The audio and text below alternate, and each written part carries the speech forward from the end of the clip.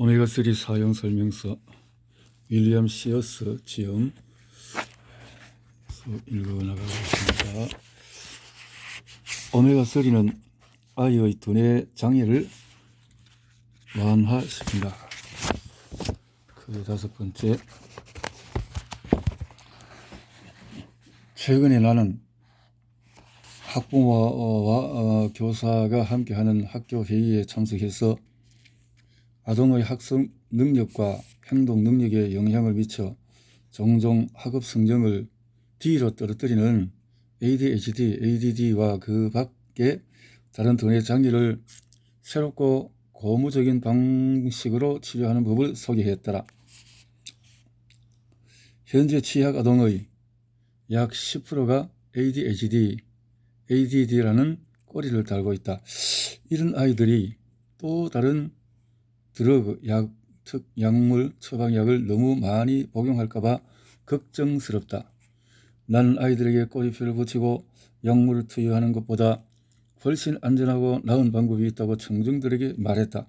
물론 많은 아이들이 약물의 도움을 받는다는 것은 알지만 학부모들에게 추가적인 기술적인 치료법을 알려주고 싶었다.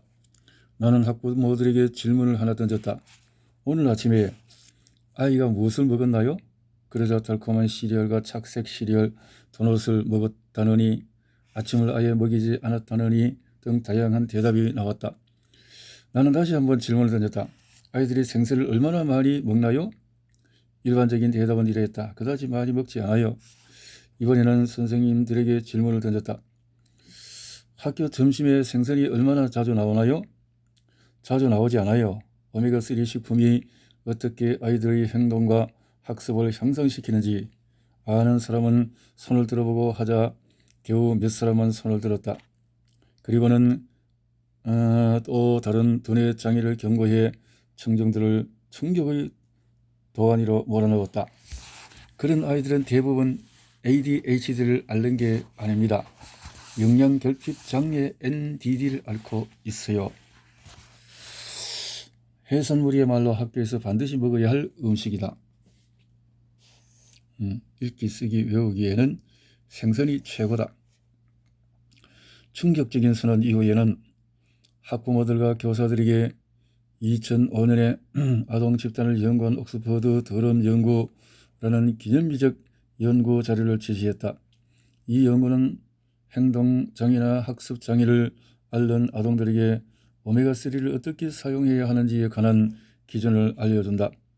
2005년 옥스퍼드 대학교의 영국인 연구학자들은 5에서 12세 사이의 발달성 협음장애 DCD 아동 117명을 연구했다.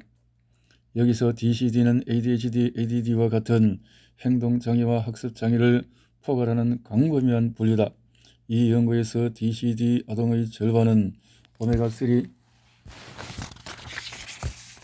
보충제를 섭취했고 EPA 558mg과 DHA 174mg, 나머지 절반은 위약을 복용했다. 그로부터 3개월 후에 오메가3를 복용한 아이들은 읽기와 철자, 외우기, 행동이 크게 호전되었다. 반면에 위약을 복용한 아이들은 상태가 조금도 개선되지 않았다. 연구학자들은 여기서 더 나아가 모든 아동에게 또다시 3개월 동안 오메가3를 먹였다. 그러자 처음에 위약을 복용했던 아이들도 처음부터 오메가3를 복용했던 아이들과 비슷하게 상태가 호전되었다. 이 연구 결과가 어찌나 설득력이 있었는지 장애 아동 교사들이 학생들에게 오메가3 보충제를 나눠주도록 로비를 했다는 소문이 돌았다. 다음 그림을 보면 오메가3 EPA, DHA 보충제를 복용하기 전과 후의 8세 아동의 필체가 얼마나 달라졌는지를 알 수 있다. 2010년에는 신시내티 대학교 연구학자들이 8에서 10세 사이의 건강한 소년 33명을 세 그룹으로 나누어 연구했다. 한 그룹은 위약을 먹었고 두 번째 그룹은 매일 DHA 400mg을 복용했으며 세 번째 그룹은 매일 DHA 1200mg을 섭취했다. DHA를 보충한 그룹에서는 적혈구 세포의 DHA 수치가 47%에서 70%까지 상승했지만 위약을 먹은 아이들의 DHA 수치는 11% 하락했다. 또한 과학자들을 수행 검사를 하면서 fMRI 뇌 스캔을 했다. 그러자 DH를 보충한 아이들의 경우에는 전두피질, 즉 기억을 관장하는 두뇌 영역의 활동이 크게 증가했다. 오메가3, EPA, DHA 보충제 복용 전 필체는 이렇게 글씨가 이랬는데, 이제 복용을 하고 나니까 글씨가요 이렇게 딱 달라지네요. 이렇게요. DH를 더 많이 섭취한 아이들은 주의력이 훨씬 좋아지고 반응 속도가 빨라졌다. 오메가3는 학습과 행동 능력 향상에 도움이 된다. 사정에서는 오메가3 지방인 EPA와 DH가 어떻게 두뇌 조직을 튼튼하게 만들고 기능을 향상시키는지 설명했다. 그와 같은 오메가3 효과는 당연히 아이들의 성장하는 두뇌에는 한층 더 두드러지게 나타날 것이다. 오메가3 부족이 어떻게 아동의 두뇌 장애를 초래하는지, 오메가3 보충제가 어떻게 두뇌 장애를 예방해 주는지에 관한 나의 의견은 이렇다. 오메가3 DH는 최고의 두뇌 지방이다. 아이들이 보다 더 똑똑한 지방을 섭취할수록 두뇌가 더 잘 돌아간다는 말은 일리가 있다. 아동의 많은 두뇌 장애가 세로토닌과 도파민 같은 신경 호르몬 부족이나 불균형 때문에 발생하고, 그와 같은 신경 전달 물질의 작용에 필수적인 요인이 최적의 신경세포 유동성이라면 두뇌에 더 많은 오메가3를 공급하는 것이 일리가 있다. 똑똑한 지방을 더 많이 섭취하면 두뇌가 보다 더 똑똑해지고 보다 더 우수하게 활동한다. 나는 모든 연령의 두뇌 장애 증가가 미국 표준식단 SAD의 오일 교환과 관련이 있다고 생각한다. 아이들이 공장 가공식품을 많이 먹고 생존율을 적게 먹기 시작하면 점점 더 많은 두뇌 장애를 앓는다. 아이들에게 진짜 식품을 먹여야 한다. 진짜 식품은 두뇌의 실질적인 연결성을 발달시키는 데 도움이 된다. 나는 종종 아이들에게 두뇌 장애라는 꼬리표를 붙이기보다 그들을 그냥 변덕스러운 아이라고 부른다. 몇몇 아이들은 두뇌가 남과 다르게 움직이기 때문에 남다르게 생각하고 행동하며 배운다. 이들은 틀에서 벗어난 사고를 하지만 적절한 영양을 섭취하고 따뜻한 보살핌과 자신의 학습 방식에 어울리는 가르침을 받으면 보다 더 나은 틀을 형성해 나간다. 이 세상을 보다 더 흥미로운 곳으로 만들어 나갈 수 있는 인재가 될 것이다. 하지만 이처럼 변덕스러운 아이들의 두뇌는 영양 부족, 특히 오메가3 부족에 노출되기 쉽다. 결과적으로 변덕스럽게 행동하고 기분이 변덕스럽게 바뀌기가 쉽다. 그렇군요.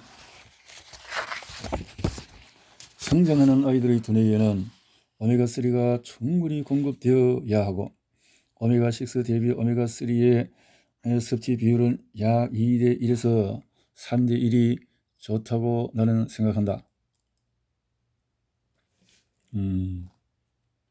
그걸 어떻게 아느냐고? 영양상의 실수를 하지 않고 언제나 일관적인 영양적 조언을 해주는 자연을 연구해서 알아낸 결과이다. 모유에 함유된 오메가6 대비 오메가3의 비율이 평균 2:1에서 3:1이다. 자연산 생선에 함유된 오메가 지방 비율도 약 2:1이다. 2:1이구나. 그런데 미국 표준식단에 함유된 오메가 지방 비율은 10:1이다. 진짜 식품을 아이들에게 먹이고 바다에서 나는 식품도 챙겨 먹이자. 해산물과 생선류 보충제 추천. 변덕스러운 아동 치유 성공담은 시어스 소아과 가정의학과에서 진료받은 몇몇 환자들의 이야기를 소개한다. 사례: 제 양아들 생모의 체중에서 헤로인과 메타돈 그 밖에 뭔지도 알 수 없는 약물에 노출되었기 때문에 감각장애라는 진단을 받았어요. 간단하게 설명하자면 두뇌의 뉴런과 신체가 서로 적절하게 소통하지 못하는 거예요. 이상 증세는 1학년 때 나타나기 시작했어요. 집중력이 떨어지고 글씨를 잘못 쓰고 성적이 낮았죠. 아이는 거짓말을 했고 화를 잘 내고 파괴적인 성향을 보였어요. 평범한 과제를 하나 하는데도 수차례 일깨워져야 했죠.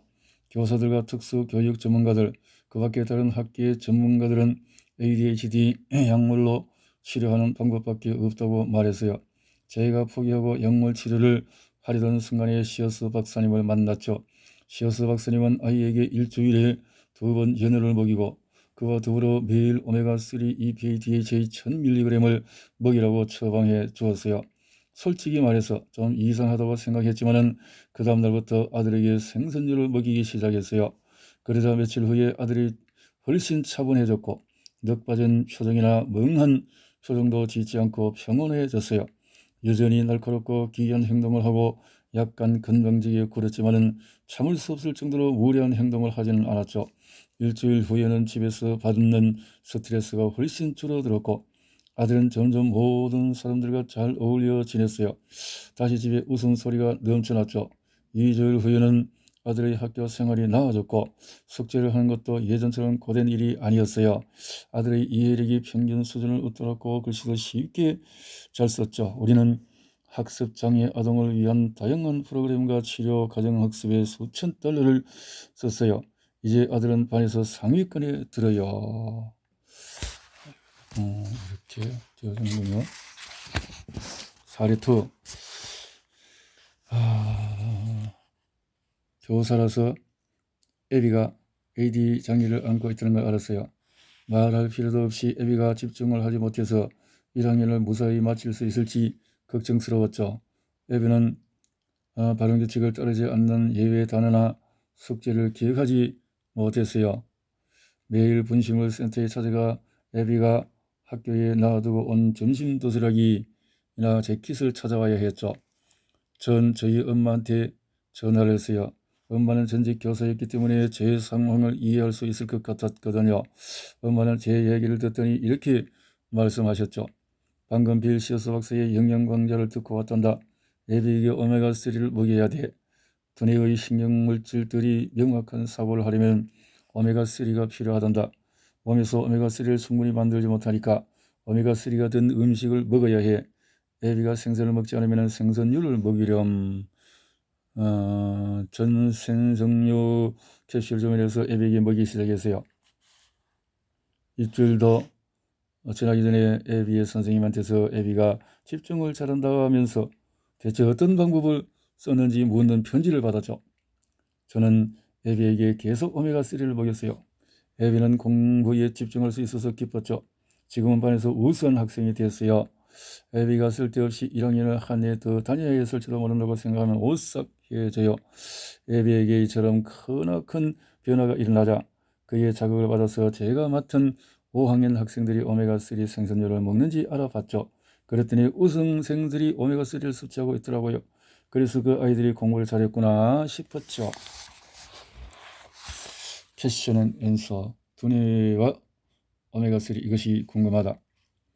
최근에 두뇌 장애가 유행처럼 번져나가는데 그 이유가 뭘까요? 안타깝지만 아무도 정확한 답을 모른다. 몇몇 아이들은 유전적인 취약성을 지니고 나타난다. 유전자에 스위치 같은 것이 있어서 그 스위치가 켜지면은 두뇌 장애가 발생한다. 이와 같은 취약성을 타고난 아이들이 환경 독소와 식품의 인공화학물에 반복적으로 노출되면 두뇌 장애 유전자가 켜진다. 오메가3 연구학자들 사이에서 널리 알려진 또 다른 이론 하나가 있다. 오메가3 연구학자들은 요즘에는 대부분의 임산부들이 임신 기간뿐만 아니라 출산 후에 수유를 할 때도 오메가3를 섭취해야 한다고 생각한다. 모유뿐만 아니라 유아용 분유에도 오메가3가 함유되어 있어 대부분의 아기들이 오메가3를 섭취한다. 그러나 다가 문제가 발생한다. 두뇌가 급속도로 성장하는 유아기와 미취학 시기에 더 이상 오메가3를 충분히 섭취하지 않는 것이다. 오메가3가 부족하면 두뇌의 연결성이 나빠진다. 두뇌가 성장하는 기회의 창이 열리는 시기를 놓치면 아이가 학교에 갈 무렵에 두뇌 상태가 변덕스러워져 두뇌 장애라는 꼬리표를 달게 될지도 모른다. 영양 연구들에 따르면 4에서 8세 사이 아동의 22%만이 매일 적정량의 오메가3 EPA DHA를 섭취한다. 자폐증 아들이 있어요. 오메가3를 먹이는 아들의 상태가 나아질까요? 자폐증 아동은 생선류를 해산물이나 보충제 형태로 매일 최소 1000mg씩 해야 한다. 자폐증 아동에게 미치는 오메가3 효과를 연구한 논문은 소수에 불과하지만 오메가3 보충제가 행동장애와 학습장애 아동에게 이롭다는 연구가 많이 나와 있다. 행동장애와 학습장애는 모두 자폐증 아동에게 나타나는 증상이다. 자폐증 아동에게 도움이 되는 오메가3와 다른 보충제들의 유용성을 더 자세히 알고 싶으면 시어스를 박사의 안내서를 읽어보기 바란다. 오메가3 혈중 수치가 낮은 사람은 어떻게 강박신경 품행장애, ADHD, 이렇게 아시아와 몇몇 지중해 문화권처럼 오메가3를 훨씬 많이 섭취하는 문화권에서는 거의 모든 두뇌 장애의 발병률이 훨씬 낮다. 생선류 보충제를 섭취하는 취약 아동 가운데서 오메가3 혈중 수치가 높은 아동이 다른 아동보다 시험 성적이 좋고 집중력이 뛰어났다. 신경외과 의사 러셀 브레이록 박사는 6에서 12세 사이의 소년들을 연구해서 오메가3 혈중 수치가 가장 낮은 아이들이 다른 아이들보다 폭력적이고 화난 행동과 충동 조절 이상 증세를 더 자주 보인다고 발표했다. 또 다른 연구에서는 생선류 보충제를 섭취한 학생들이 정신적 스트레스를 받을 때 다른 학생들보다 덜 공격적인 행동을 보인다는 사실이 밝혀졌다. 이 밖에도 오메가3가 부족한 식단은 폭력적인 행동을 유발할 수 있다는 연구들이 나와 있다. 오메가3 EPADH를 더 많이 섭취해서 완화할 수 있는 또 다른 두뇌 장애는 난독증이다. 난독증을 앓는 스웨덴 아동 20명을 연구한 결과에 따르면 생선류 보충제를 섭취한 후에 난독증 아동의 읽기 속도가 60% 빨라졌다. 학생들에게 오메가3가 건강에 좋다는 사실을 어떻게 가르칠 수 있나요? 두뇌는 좋은 쪽으로 나쁜 쪽으로든 영양소 섭취에 가장 영향을 많이 받는 기관이고 오메가3는 최고의 두뇌 영양소다. 그렇기 때문에 두뇌와 오메가3는 완벽하게 어울리는 단짝이다. 이와 같은 슈퍼 영양소들에 관한 지식은 학교에서 더 많이 가르쳐야 한다. 대체로 내가 시험에 보았고 효과를 보았던 방법들을 몇 가지 소개하겠다. 연어가 말했어요. 게임을 이용한다. 간단하고 재미있게라는 키스 미프 원칙이 생각나는가? 아동이 연어가 말했어요. 게임을 알고 좋아한다면 연어가 말했어요. 게임을 하면서 머리에서 발끝까지 건강에 이로운 오메가3 장점을 가르친다. 예를 들자면 이렇다. 연어가 말했어요. 나는 두뇌를 똑똑하게 만들어요. 연어가 말했어요. 나는 눈이 더 잘 보이게 도와줘요. 연어가 말했어요. 나는 심장이 더 힘차게 뛰어서 네가 운동을 더 잘 수 있게 도와줘요. 연어가 말하기를 나는 피부를 더 매끄럽게 부드럽게 만들어줘요. 연어가 말했어요. 나는 근육식품이라서 더 튼튼하게 성장하게 도와줘요. 관련성을 부여한다. 아이들은 외모 지향적이고 성취 지향적이지만은 건강광은 아니다. 아직까지는 그렇다. 어떤 아이들은 건강하면 재미없는 것으로 여긴다. 그렇기 때문에 해산물을 축구 음식, 달리기 음식, 우등생 음식, 예쁜 피부 음식으로 소개한다. 아이들에게 이렇게 물어볼 수도 있다. 더 좋은 성적을 올리고 싶은 사람이 있어요? 아이들이 손을 들면 생선을 낚아요? 라고 대답해준다. 혹은 기운이 더 세져서 운동을 더 잘하고 자주 아프지 않기를 바라는 사람이 있어요? 라고 물어서 아이들이 손을 들면 생선을 낚아요? 라고 권한다. 기억하기 쉽게 설명한다. 해산물이 왜 몸에 좋은지를 보다 더 자세하게 알고 싶어하는 아이들이 있다면 오메가를 기억하기 쉽게 설명을 해준다. 근데 이렇게 이야기를 한다. 생선이나 생선육 캡슐에는 오메가3라는 영양소가 있어요. 오메가3는 건물을 지을 때 쓰는 벽돌과 같은 나무와 같아요. 그래서 오메가3를 성장 음식이라고 하죠. 오메가3는 신체의 모든 기관이 훨씬 잘 성장하도록 도와줘요. 오메가3 중에 두 가지 중요한 음식은 EPA와 DHA라고 하죠. 아이들에게 에이코펜타 엔산과 도코사 헥사 엔산을 직접 발음해 보라고 시킨다. 이처럼 혀가 꼬일 정도로 어려운 단어를 발음하려고 애쓰다 보면 훨씬 더 잘 기억할 수가 있다. 혹은 오메가3가 중요한 것이라는 사실을 깨닫는다. 방법이네. 인텔 인사이드라고 적혀 있죠. 인텔은 컴퓨터와 두뇌와 같아요. 두뇌와 신체에서 오메가3는 컴퓨터의 인텔 인사이드와 같죠. 오메가3가 이렇게 건강을 증진시키는지 설명한다. 질병의 원인을 끈적끈적한 물질에 비유해 설명하면 아이들이 좋아한다. 예컨대 이렇게 설명해본다. 사람들이 아프거나 피곤해지고 관절 통증을 느낄 때에 끈적끈적한 물질이 사람들의 조직 주로 혈관에 달라붙어요. 끈적끈적한 물질이 몸속에 혈관에 들어가면 어떻게 되는지 설명해 볼게요. 아시다시피 의사들은 5살짜리 어린 아이들의 혈관 여기도 끈적끈적한 물질이 쌓여 있다는 것을 발견했어요. 잘 다리고 춤을 잘 출 수 있게 해주는 근육에 모든 영양과 에너지를 공급하려면 혈관이 건강해야 하죠. 두뇌는 생각하고 비디오 게임하는 것을 도와주며 컴퓨터를 뛰어넘도록 도와줍니다. 끈적끈적한 물질을 너무 많이 먹으면 치아에 치석이 쌓이듯이 해가 갈수록 끈적끈적한 물질이 점점 더 많이 쌓여요. 치과 의사가 치아에서 끈적끈적한 물질을 어떻게 긁어냈는지 기억나나요? 혈관에도 그와 같은 일이 벌어져요. 시간이 지날수록 끈적끈적한 물질이 점점 더 많이 쌓여서 결국에는 근육과 두뇌 그리고 다른 모든 기관들이 혈액을 통해 충분한 영양을 공급하지 못해요. 그래서 몸이 아프고 약해지는 거예요. 피부도 축 늘어져 보이죠? 비디오 게임을 할 때도 두뇌가 빨리 생각하지 못해요. 빨리 달리거나 축구를 잘할 수도 없죠. 10에서 50세까지 동맥에 쌓이는 플라크를 보여주는 그림을 봅시다. 신호등 식사법을 가르친다. 언제든지 원하는 만큼 먹을 수 있는 초록색 식품 목록을 작성한다. 노란색 식품은 너무 많이 먹으면 안 되는 별미다. 너무 많이 먹으면 조직에 끈적끈적한 물질이 쌓이기 때문이다. 마지막으로 빨간색 식품은 더 나은 것을 선택하고 그만 먹어야 하는 음식이다. 이처럼 끈적끈적한 식품을 섭취하면 혈관에 끈적끈적한 물질이 쌓인다. 이렇게 숙제를 내준다. 집에 가서 할 수 있는 기억에 남을 만한 놀이를 아이들에게 가르쳐 준다. 오늘 밤에 냉장고를 열어서 찾기 놀이를 해보세요. 나쁜 말로 고가당 옥수수 시럽, 경화유 같은 것이 적혀있는 빨간색 식품을 모두 찾아서 상자에 넣는 거예요. 그리고 나서 그 상자를 아빠에게 갖다 주면은 아빠가 여러분이 찾아낸 빨간색 식품 하나당 25센트를 주는 거죠. 아이들과 쇼핑을 한다.